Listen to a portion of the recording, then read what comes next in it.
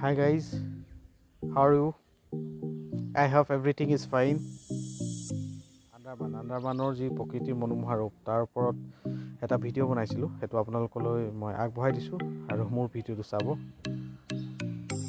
Like আৰু share কৰিব, তাৰ ওপৰত কমেণ্ট কৰিব, তেতিয়া মই জানিম কেনেকুৱা পাইছে মোৰ ভিডিঅ'টো আৰু মই ভিডিঅ' বনাবলৈ আৰু আপোনালোকৰ পৰা উৎসাহ পাম।